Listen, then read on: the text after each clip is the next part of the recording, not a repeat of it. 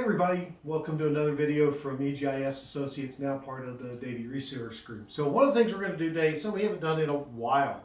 Now we're going to build a computer. So I've got a friend of mine who is getting into graphic design, working with photos and those kind of things.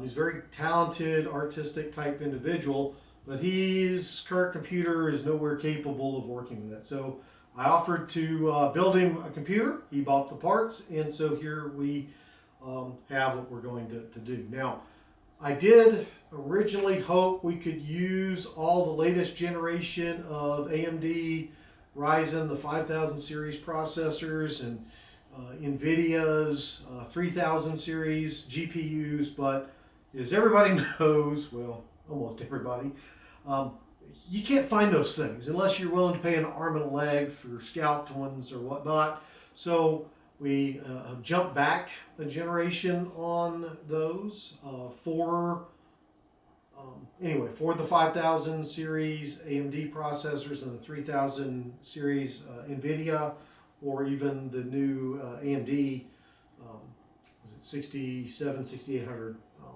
GPUs. But the system is going to be set up so it can be upgraded in the future to accommodate the newer GPUs and CPUs once availability gets to where it's going to be. But still, this is going to be no slouch of a system.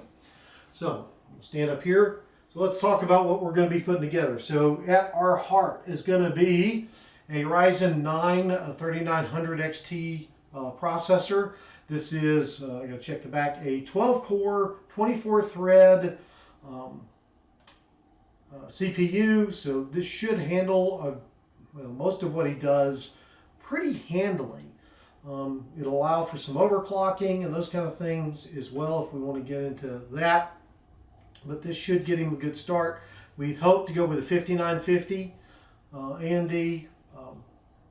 But couldn't get it. So this is what we were able to get at a fairly reasonable price. Still a very good CPU. Should be able to get him up and running without a problem. So we got that. Now this is going to be paired with our Tough Gaming X570 Pro motherboard. This is the Wi-Fi edition. So because it's 570, this will allow us to easily upgrade in the future to the new AMD 5000 series chips that we wanted to go with. It's already got that built-in support for it. It also supports the PCIe Gen 4, which is what we're going to be using for our NVMe drive. So we have that over here. So this is going to be our primary drive for our OS. It's a Samsung 980 Pro. It's PCIe 4 as opposed to 3. So it's going to have some pretty significant read-write speeds, which is great for working with these raster files and those kind of things. So it's a 500 gig NVMe drive that'll be for our boot disk. We'll also have a standard SATA SSD of 1 terabyte for him to use. Oops, sorry, that goes my phone. In there for storage of project files and things of that nature. And he already has an external drive too that he'll use to back up and all that kind of stuff. So we got that. So to go with our CPU and our motherboard, by the way, I forgot to mention that this was in the Nexus Gamers, Steve's top motherboards of last year. So anyway, back to this. To pair with both of these, now we've got our RAM. So this is G.Skill Ripjaw. I think this is 3200 speed. Let me verify. Yep, 3200 speed. So should be pretty good. It's a pretty good sweet spot with that AMD CPU. So we should be good on that. Now, keeping the CPU cool is going to be our Kraken X63 AIO, so we're going to do water cooling on this one. And then powering all of this is going to be our Seasonic Focus GX850 modular power supply. It's gold 80 plus rated, so very efficient. So should give us more than enough power. Now, temporarily, until we can get a better CPU, I'm actually going to loan him my GeForce RTX 2060. So again, not what we wanted to go with. We were looking at more, hopefully getting a 3080. But again, you can't find a 3070. So again, putting this in, still a pretty good GPU. It's good enough to get him going without being too much of a bottleneck, I think, and so on. So again, just a loaner until we get the better. All of this is going to go into our Lian Li Land Cool 2 case right here. So, and of course, we've got our Windows license. It's going to go in there. So this is what we're going to build. What I'm going to do is go ahead and start unboxing some of this stuff and getting it ready to go as we need it, and then we'll start building it with everything else. So let's get to unboxing some things, shall we?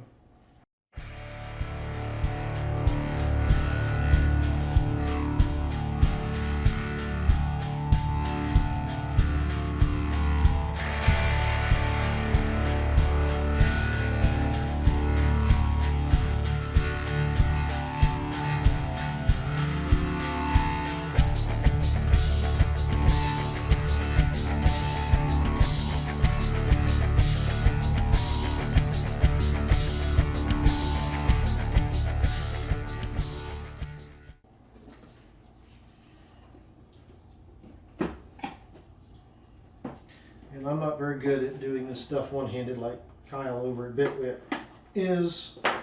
So what we'll do is go ahead and try to bring you over here closer so you can see the motherboard. I also want to try to explain some of the components a little more. Now, a lot of you on the channel are not necessarily your GIS people. A lot of you're not necessarily full-on computer people. If you are, I'm sorry, you can skip over my descriptions. And also correct me if I'm wrong. So I'm going to bring you up so you can see down on the motherboard, and we'll kind of start with there with some of the explanations associated with the components on the motherboard. Okay. So as I mentioned, this is the TUF Gaming X570 Pro motherboard with Wi-Fi from Asus. So this is our motherboard. Now, if you all remember from some of my other videos, the motherboard is kind of the foundation of the entire computer. It's what everything mounts to, what connects all the components and so on. So one of the things you want to be very careful about as you unbox and use your motherboard and things like that. That's the Wi-Fi antenna. And I'm going to apologize now for any noise, but I'm shooting this at home, obviously, and my animals are wondering what's going on. So I'll open up. So our motherboard comes in. This is an anti-static envelope, folder, whatever, for the thing. It keeps static electricity from getting on and damaging the board. It's shipping. So already opened this up. Like I said, I think this is the Wi-Fi antenna in there. And then underneath here, we're going to have things like, what is this? Looks like SATA connectors. Yep, SATA wires to connect hard drives and other components in there. We're going to have our back plate that goes on the back of the computer. You'll see that where it goes on the case. We have screws and standoffs for things. Mount up. We have, not sure what the heck.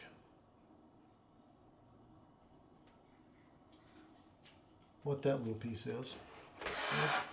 Also underneath here, we're going to have our user's guide, which I'm going to be referencing, I'm sure. And then we're going to have our certificate of liability in different languages.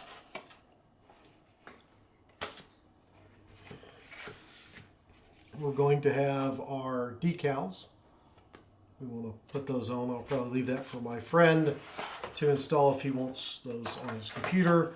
And then we have a driver disk, which is probably outdated, and I'll get current drivers off the web. So what I typically do and what most people recommend, again, if you've seen some of my old build videos, is that you want to set this up and begin building on the motherboard on top of some anti-static or something that doesn't generate static electricity. The box is a great source for that. It doesn't conduct electricity because it's cardboard, so we're going to use that. It's also good to try to de-energize yourself by touching something metal. I reached over and touched the case. Or you can use a grounding strap, which I don't have, so. Okay. Exactly. So here's our motherboard. Here, cat. So again, on your motherboard here, there's a few components and things that you need to. First off, we have a nice battery here. This is what keeps things like your clock and all of that up to date if you lose power, so you don't lose everything. So you'll have a battery on there. It's like a watch battery, very typical. There. These slots here is where your RAM goes, your random access memory. The number of slots obviously controls the number of chips you can put in, but they're also in groups of 2. So you want to make sure you identify where, if it's dual channel, single channel, this has 4, so it's dual channel because usually 2 slots are paired per channel, usually, not necessarily always the case, but we're only going to be filling 2 of these, which means there's expandability. We can add more chips later, so that's going to go here. This right here is where our CPU is going to go. So our CPU is going to go into there. That's where that AMD processor is going to go on that. Then you'll see a bunch of different little places for where pins and plugins are. So these can be for various purposes. Things like this one here and this one up here are power delivery. It's where your power supply plugs into your motherboard to power the components, like the CPU, cards and memory that are on here. So that's important. This area up here, these underneath. So first up, these are heat sinks. Okay, so they help dissipate heat. Computers don't do good with heat. So these help dissipate. Underneath here and underneath here is kind of the power delivery system of the motherboard. So the power will come in here or here, feed into, I think these are called VRMs, and then get distributed where it needs to go through the board. These can get very hot. So we put heat sinks on there because of the amount of wattage that now has to go through these to power some of these better CPUs and video cards and things that we put in to that. Let's see, these are going to be SATA connections for typically hard drives. So you've got these 2 that are here. Looks like we've got a bank of those. Yep, also right here on that. These are going to be PCIe slots for expansion cards, and so is that. So your video card and things will plug into there. Here and underneath here is where you can plug in those NVMe hard disks or storage units or whatnot there. See, this over here is the sound, I'm pretty sure, because of the transistors, all that. This is the sound part of the motherboard, which is what this is plugged into. Let's see if there's any other components on here. Let's see, fan headers, RGB headers for powering fans and lighting on there. Let's see if I can think of anything. Oh, well, let's go ahead and show you the back plate on this particular board. So back here is where all of your I/O is, input outputs, right? So we have audio here, here's the Wi-Fi, Ethernet connections, a bunch of USB, PS2, all of those are on here. That's what this plate goes in the case, and it'll fit like so in the case there. So first thing we're going to do is go ahead and look at our CPU. I've got to check the cooler to see if I need to mount a separate bracket for our AIO cooling system on here, and then figure out which channels go with the memory. So with that, I'm going to go ahead and figure that stuff out and bring it back as I start installing it. So one of the first things we're going to have to do, because we're going to be using that water cooling AIO, is we've got to remove these brackets that came pre-installed on the motherboard. These brackets are on there for the cooler that often is included, a Wraith Prism cooler, for example, some sort of air cooler that comes with a lot of the AMD processors. They just clip in, but the AIO has its own mounting system. So we're going to go ahead and remove these off before we start working on putting the processor in. So we'll go ahead and do that now. So I'm going to get those off. Already kind of started, so they just screw out. So now those are off. And what I got to figure out here is the AIO comes with its own set of standoffs for this, and I just want to see, do they fit?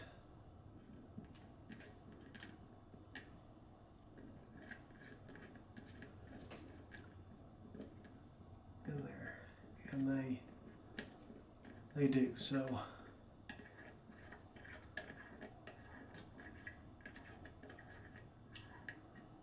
those just screw into there. I'm going to worry about those after I get the CPU installed, so I'm going to pull this one out. Okay, so those will just go into there. So next thing I'm going to do is go ahead and install my CPU, which is going to go right there. So I just lift up on that lever. You have to pull it out slightly and lift up. So that opens up the pins here. So now I need to get my CPU and hope my kitty cat doesn't come and join us on our build. She is looking very troubling. She's already jumping on things she's not supposed to. Let's see. How does this? Oh, there's one of the dogs. Yay. Opening. Dang it.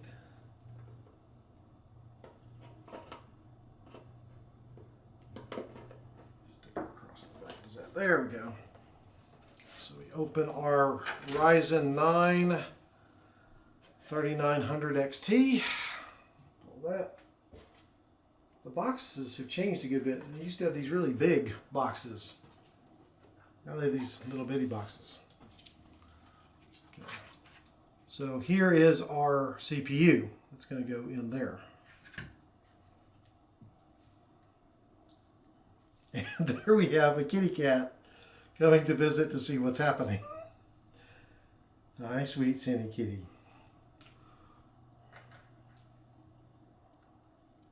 Thank you for coming to visit. Don't knock over the camera, please. Okay, so we're going to take our CPU out as gently as we can. So what you'll see here is a bunch of pins. Those fit down in all those little holes. And you've got to align the pattern. So there should be, let's see if I can spot it. Hi, kitty. Take off my glasses. A triangle that matches up the corner on here. I think. Back, kitty cat. So should go in. Lining everything correctly.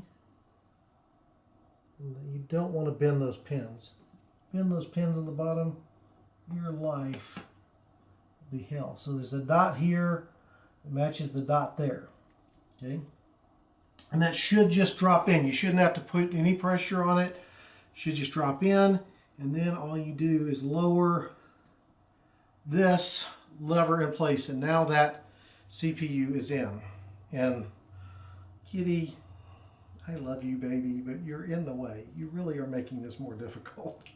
Kitties don't help computer building, contrary to what they may think. Okay, now with that in place, I'm going to go ahead and put in the standoffs, I think. Let's see here.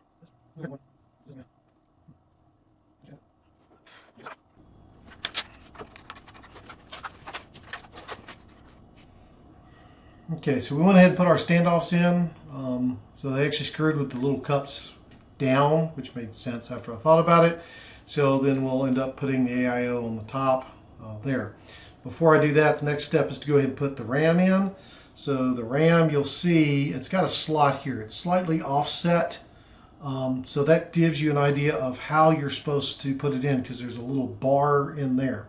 You'll notice that at least on this motherboard, one side has these little clips that you can push back, and these don't move. Some motherboards, both of them move, but at least one will move. So we're going to get in, and you just line it up in here. Make sure, whoops, put it in the right way. So line it up, slide it in the slots, and push it in, and you'll hear it click and a click. And you'll notice that side came in, so that memory is seated in there. And then I'm going to go to the next one here. Sliding it in the slot. It's pretty hard to mess this one up. Push it in until it clicks. Okay. Now you'll notice, well, hopefully you'll notice, I skipped right from here to here. And again, trying to do dual channel.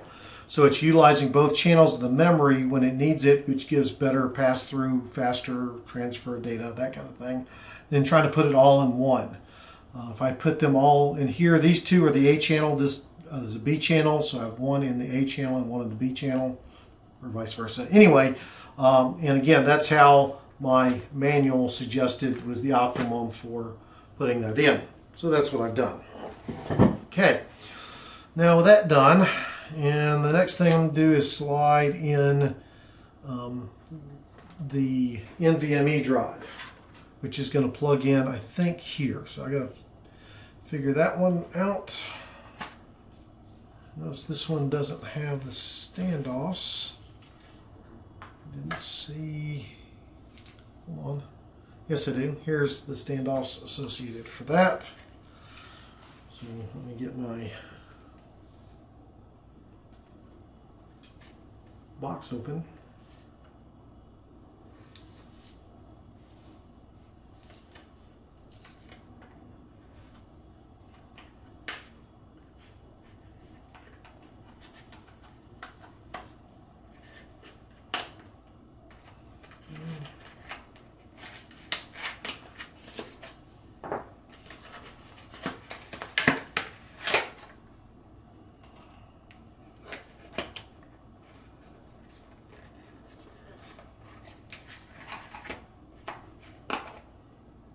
So this here is an NVMe drive. Yes, this is, for lack of a better term, a hard drive.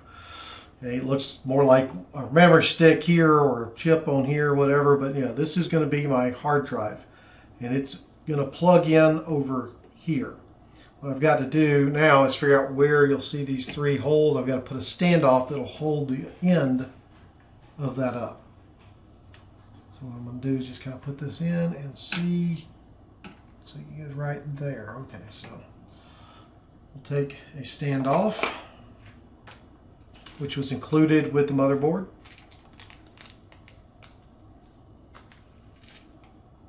And put that in.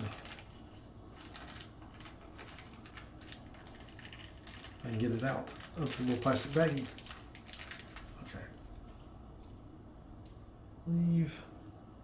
It was right here. And get my big fingers. Used to working on a 67 Mustang, which is a bit more robust and bigger than the little standoffs here. I've got a little screw. Get out. There we go.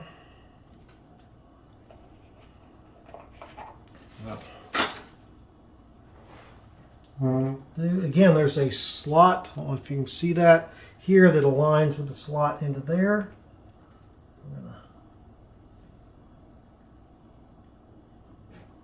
Oops. Put that in. Put that in the wrong standoff.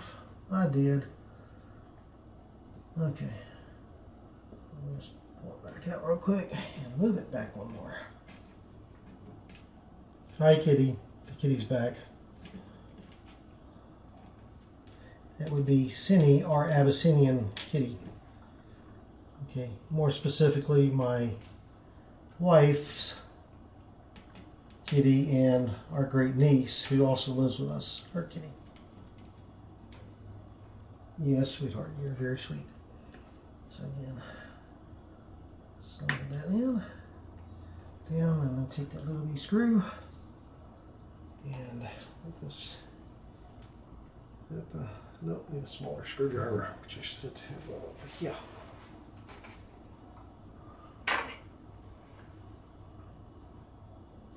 Hope this works.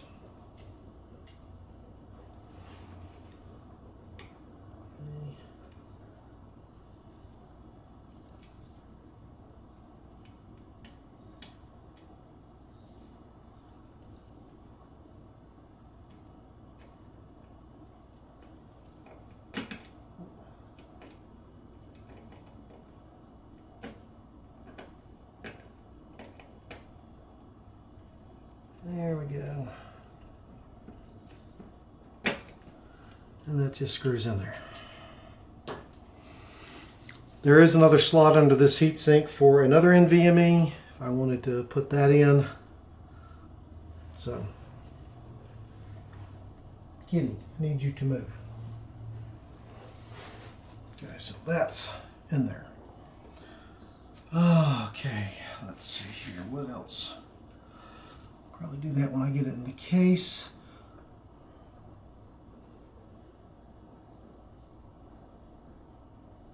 Okay, so we've put in our CPU, we've got our standoff set up for our AIO, we've got our RAM installed, and we got our NVMe drive installed. So I think we're ready to possibly put this thing into the case. So now I'm going to clean off space for it and bring the case up here, and then we can start putting it all together.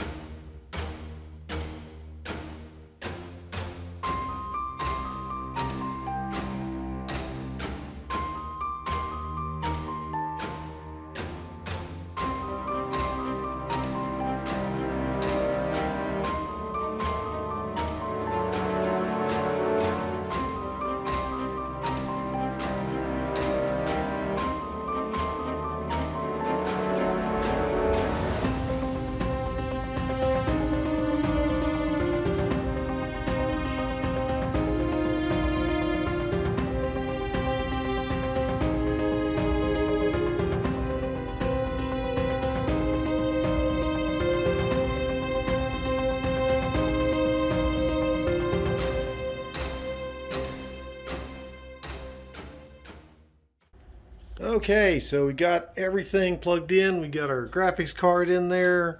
We've got our AIO, and as you can see, it has power and it has come to life. So we have life. It is alive. It is alive. Yay. So next step, now that it is up and running, and no, I don't have the face or side plates on this side. I do have the back plate on this side, and what's really neat about this, sorry about the fingers, is the fact that these side panels are magnetic and they swing open, close fairly easily, and so does the bottom panels to access cables and things like that. So it makes it real easy to get to parts of the computer. We also have this up here, if I can get my fingernails under it. Yep. So we have a filter up here. You can see fans there. And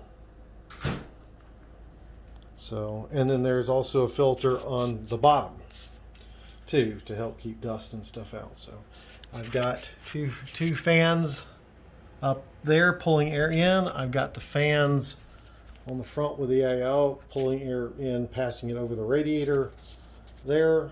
So pretty nice setup. Next step is to get the OS installed, configuring the BIOS and all that. So we'll see if we can get into that. It's been a while since I monkeyed with the BIOS settings, but we'll get it figured out and get things going. Okay, so you can see here we got her up and running, got our OS installed, running some benchmarks. She's performing really well, very happy with the way she works. I think my friend's going to be very excited and happy with the overall performance of the system. I'm not going to share a bunch of benchmark numbers here, just to say it ran extremely well, scored pretty high, in line with all of the other benchmarks for similar systems that you can find on Jay's 2 Cents or Bitwit or Linus Tech Tips or whatnot for a similar size system. So very happy with the way it turned out. Know my friend will be, so now time to get it packaged and delivered to him. So with that, guys, hope you've enjoyed the video. I know I did. It was a fun system to build. I really do enjoy building these systems. As you can see, they're not hard. So if you're looking to get a new computer for gaming or for doing GIS work or CAD work or whatever it is you do, maybe you ought to think about building your own system. Again, if your employer or whatnot allows it. It's not hard, it can be fun, and you really make sure you get the components you want, assuming they're available, which right now is not always guaranteed. But with that, again, hope you enjoyed the video. Make sure to give it a thumbs up if you liked it, thumbs down if you didn't. Please leave any comments you have about the build, or if there's any other videos you want to see. We are still working on several for ArcGIS, and hopefully we'll get those out fairly soon. So with that, folks, look forward to seeing y'all in the next video. Thanks.